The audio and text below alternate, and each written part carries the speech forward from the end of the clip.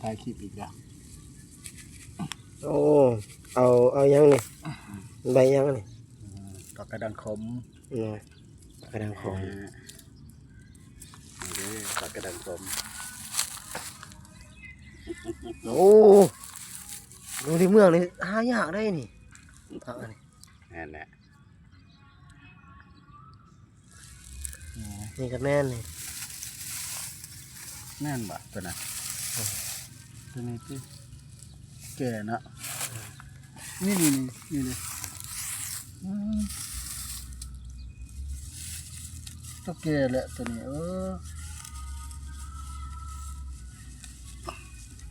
นี่แหละโอ้ดังขม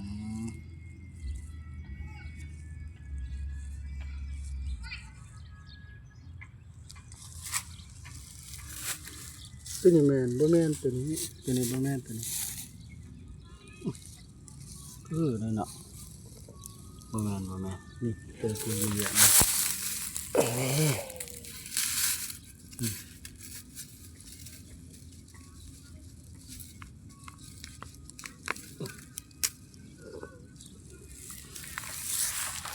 ต้องมีลายเลยเท่านี้